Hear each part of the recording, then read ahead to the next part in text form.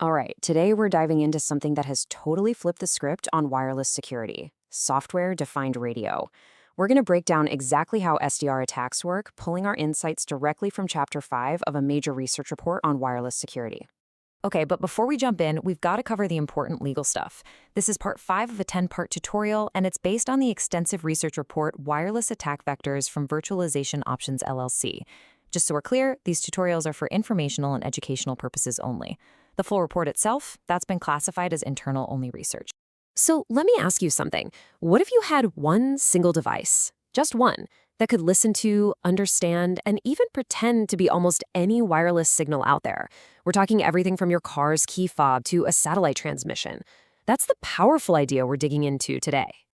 And that question really gets to the heart of a massive shift in how we think about radio. For decades, a radio did one thing, and that one thing was baked into its physical hardware. If you wanted to talk to a different system, you needed a whole new radio. But that's not the world we live in anymore.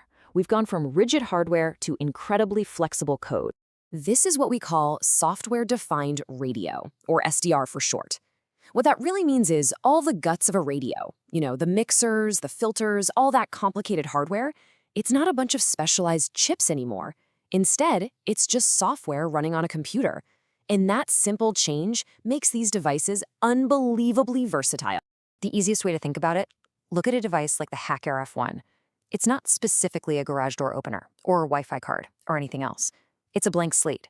With the right software, it can become whatever you tell it to be.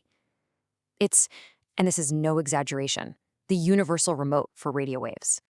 Okay, so if SDR is the big idea, what are the actual tools of the trade? Let's peek inside the toolkit and see the hardware and software that have really, as the report says, democratized RF security research. You've got a few big names that pop up all the time in the hardware space. Platforms like the HackRF1, the Lime SDR, and the USRP. These are kind of the workhorses for security pros and hobbyists alike. They can listen and talk across a massive range of frequencies, covering pretty much any wireless signal you'd encounter day to day. And you can see here there's a whole range of gear out there. On one hand, you've got devices like the HackRF1, which are pretty affordable and have opened this field up to a huge community of people.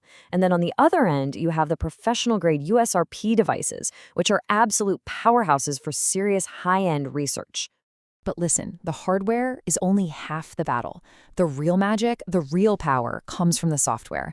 Frameworks like GNU Radio let you visually drag and drop digital signal processing blocks to build a radio. You can literally design a custom radio system without having to write pages and pages of complex code. It's incredible.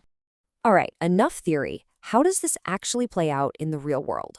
Let's take something super common, something you probably don't even think twice about. Your garage door opener? So here's the thing the source material highlights. A lot of older devices are shockingly simple. They often use what's called a fixed code system. That means every single time you hit that button, it blasts out the exact same signal. That's a massive vulnerability, and it's why modern systems, like your car key, use rolling codes that change every time to prevent this exact attack. And that little weakness, that fixed code, opens the door for one of the most classic SDR attacks out there, the capture and replay attack. I mean, the name pretty much says it all, right? Its simplicity is what makes it so dangerous against these older systems. Let's walk through it. It's a simple three-step dance. First, you use the SDR to listen, to scan the airwaves and pinpoint the exact frequency the remote is using. Second, you hit record. You capture that raw signal the moment the real remote's button is pressed. And third, you guessed it, you just hit play. You use the SDR to transmit that exact same signal back out. The receiver on the garage door has no idea it's a copy. And pop, the door opens. Now, I know what you might be thinking. Okay, so you opened a garage door, big deal. But that simple trick is just the tip of the iceberg. The skills behind it, they are absolutely crucial in modern security.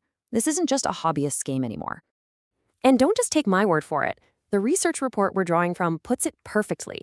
These techniques represent essential skills for modern wireless penetration testing and security research. The point isn't just about breaking things, it's about understanding how they break so we can build stronger, more secure systems. You see that basic capture and replay? That's like learning your scales before you play a symphony. It's the foundation. These same principles are the starting point for analyzing and interacting with a whole universe of other wireless systems, from weather stations and IoT devices to industrial control systems. And that really leaves us with a pretty sobering question, doesn't it? We just saw how a generic piece of hardware and some clever software can take control of a common device. So if a simple garage door is that easy to compromise, what else out there is vulnerable? What other signals are flying through the air all around us right now, just waiting for someone to listen in?